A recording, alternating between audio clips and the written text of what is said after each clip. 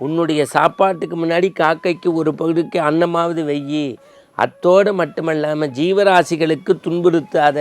நீ பெரிய தான தர்மம் பண்ண வேண்டாம். டெய்லி சாப்பிட்ற அரிசியில் ஒரு பிடி அரிசியை சேர்த்து வை, அமாவாசைக்கு தான தர்மம் பண்ணு.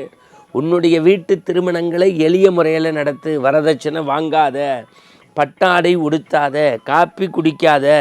இது எல்லாத்தையும் விட 7 வயதில் குழந்தைங்களுக்கு அந்த மரபுப்படி உபநயனம் போற்று. குருவுக்கு மரியாதை செய். குருன்னா எல்லா விதமான குருவுக்கும் மரியாதை செய்.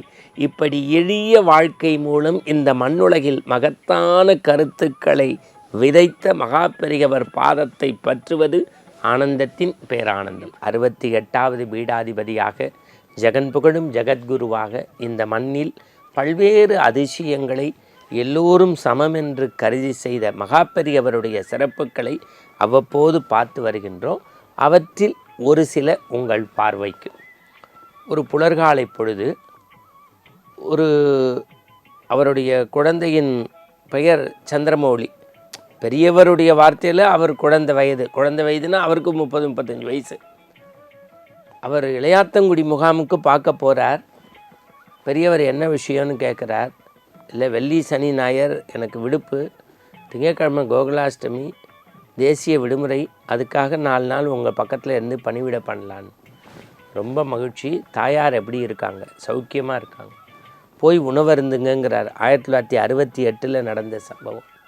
அவர் உணவருந்தி வர்றதுக்குள்ளே மேலாளர்கிட்ட கூப்பிட்டு இவரை வெடிகாலைக்குள்ளே வீட்டுக்கு அனுப்பிச்சிருங்கிறார். அவர் மனசு எவ்வளவு பாடுபட்டிருக்கும். பெரியவர் பக்கத்தில் இருந்து அந்த கருணை கடல் கருணாமூர்த்தி அவருக்கு கைங்கரியம் பண்ணணும்னு வந்தவரை இல்லத்துக்கு போங்கன்னு சொல்கிறாங்களேன்னு மன வருத்தம். இருந்தாலும் பெரியவர் சொன்ன வார்த்தையை மீற முடியாதுன்னு மேலாளர் ஏற்பாடு பண்ணி, அந்த காலத்தில் திருமயத்திலேருந்து கும்பகோணத்துக்கு போனால் 3-3.75 மணி நேரம் ஆகும். தொடர் வண்டியில் போய் இறங்குறார். காலையில் 4 மணி. தன் இல்லக்கதவை திறக்கிறார். 82 வயது மதிக்கத்தக்க அவருடைய தாயார். ஏன்னா அந்த தாயாரும் இந்த கடைசி பிள்ளையும் மட்டும்தான் கும்பகோணத்தில் இருக்காங்க. மிக விரைவில் வரக்கூடிய கோகுலாஷ்டமிக்காக அந்த கதை எழுதிய சமயத்தில் சொல்கிறேன்.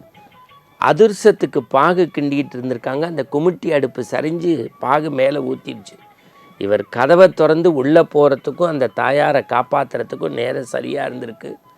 1 மாதம் கழித்து காஞ்சியிலே கண்ணீர் மல்க வெல்வத்தோடு நின்றபோது பெரியவர் சொன்னார், நீ எனக்கு பணிவிடை செய்ய வந்த, நான் உன்னுடைய பெற்ற காமாட்சிக்கு மீனாட்சிக்கு அருள் புரிய அமுச்சு வச்சேன், ஒன்றும் தப்பு இல்லையன்னார்.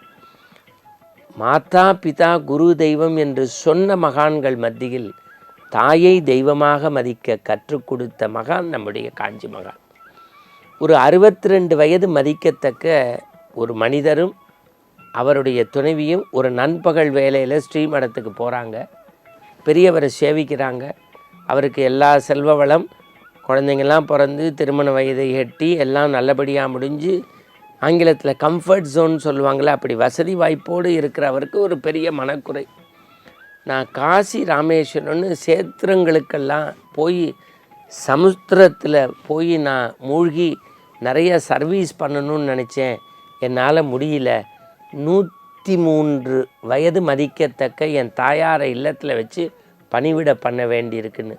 அப்போ பெரியவா சொன்னாராம், எனக்கு இந்த தண்டை மட்டும் இல்லைன்னா உன்னைய கையெடுத்து வணங்கிடுவேன், இந்த தண்டை மட்டும் இல்லைன்னா உன்னைய கையெடுத்து வணங்கிடுவேன். ஏன்னா 1000 புண்ணிய நதிகளில் நீராடுவதை விட, 1000 அஸ்வமேத யாகம் செய்வதை விட, கருவில் சுமந்த தாயாருக்கு இறுதி காலம் வரை பணிவிடை பண்கின்ற ஒரு பிள்ளையை நான் சேவிக்குவதற்கு இந்த தண்டம் தடையாக இருக்கேன்னு நினைக்கிறேன். இவர் கண்ணில் ஆனந்த கண்ணீர் வந்துருச்சான்.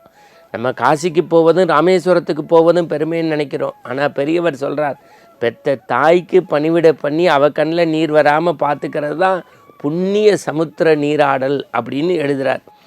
ஒரு பெரிய வேள்வி நடத்துகிறாங்க. அந்த வேள்வி முடிஞ்சோடனே அந்த காலத்தில் என்ன பண்ணுவாங்க, அந்த யாகசாலை வேள்வியில் வைத்த கும்பத்து நீரை பெரியவற்றை கொடுப்பாங்க. அது அபிஷேகம் பண்ணிக்கிறது ரொம்ப பெருமை, ரொம்ப சந்தோஷம்னு நினைப்பாங்க. கும்பகோணத்துக்கும் தஞ்சாவூருக்கும் அருகில் வேள்வி நடந்து 10 நாள் பெரிய யஜ்யம் முடிஞ்சு அந்த நிகழ்ச்சியை முன்னின்று நடத்தியவர் அந்த குடத்தை காரில் மடியிலேயே வச்சுட்டு, ஏன்னா பெரியவங்களுக்கு போகும்போது ரொம்ப மடி ஆச்சாரமாக போகணுன்னு கொண்டு போய் கொடுத்துருக்கார். அவர் சட்டை பண்ணவே இல்லை. இவருக்கு மன வருத்தம், இப்படி 108 வேத விற்பனர்கள் வச்சு 10 நாள் யாகம் பண்ணி கொண்டு வந்திருக்கேன், இந்த குடத்தை வாங்கிலையே பெரியவா, நீராடிக்கலையேன்னு. பெரியவா ஒரே ஒரு வார்த்தை கேட்டாராம், இப்போ என்னைய மகிழ்விக்க வந்திருக்க, ஆனால் உன் வேதத்துக்கு 84 வயது மதிக்கத்தக்க ஒரு பெரியவர் வேதம் சொல்ல முடியாமல் தகையாக இருந்தார். அன்றைக்கி மத்தியான சாப்பாட்டும் போது அவர் கொஞ்சம் குரல் எழுப்பி பாயசம்னு கேட்டார். நீ அப்போ என்ன வார்த்தை சொன்ன? பாயசத்துக்கு வர்ற சத்தம் வேதத்துக்கு வரலையே, பாயசத்துக்கு வர்ற சத்தம் வேதத்துக்கு வரலையேன்னாரு. தன்னுடைய 14 வயதில் வேதம் சொல்ல ஆரம்பித்தார். 83 வயது வரைக்கும் புகையின் அருகிலே இருந்து வேதம் சொன்ன அந்த மனிதருடைய மனம் எவ்வளவு வேதனைப்பட்டிருக்கும். நீ வேத யஜ்யம்லாம் பண்ணி என்ன பிரயோஜனம், சுடு சொற்கள் சொல்லிட்டியேன்னாராம். அவர் கண்ணீர் மல்க சாஸ்தாங்கமாக நமஸ்காரம் பண்ணாராம். மகா பெரியவரை பொறுத்த வரைக்கும் அதை பண்ணணும் இதை பண்ணணும்னு சொல்லலை. குளிச்சுட்டு சாமி நமஸ்காரம் பண்ணு, குளிச்சுட்டு அக்னி அடுப்பு பற்ற வை, எப்போதும் தினசரி ஒரு 5 நிமிடமாவது நேரம் ஒதுக்கி சாமி கும்பிடு, உன்னுடைய சாப்பாட்டுக்கு முன்னாடி காக்கைக்கு ஒரு பகுதிக்கு அன்னமாவது வெய்யி, அத்தோடு மட்டுமல்லாமல் ஜீவராசிகளுக்கு துன்புறுத்தாத, நீ பெரிய தான தர்மம் பண்ண வேண்டாம், டெய்லி சாப்பிட்ற அரிசியில் ஒரு பிடி அரிசியை சேர்த்து வை, அமாவாசைக்கு தான தர்மம் பண்ணு, உன்னுடைய வீட்டு திருமணங்களை எளிய முறையில் நடத்து, வரதட்சணை வாங்காத, பட்டாடை உடுத்தாத, காப்பி குடிக்காத, இது எல்லாத்தையும் விட 7 வயதில் குழந்தைங்களுக்கு அந்த மரபுப்படி உபநயனம் போற்று, குருவுக்கு மரியாதை செய், குருன்னா எல்லா விதமான குருவுக்கும் மரியாதை செய். இப்படி எளிய வாழ்க்கை மூலம் இந்த மண்ணுலகில் மகத்தான கருத்துக்களை விதைத்த மகா பெரியவர் பாதத்தை பற்றுவது ஆனந்தத்தின் பேரானந்தம். மீண்டும் நாளை காலை சந்திப்போம். வணக்கம்.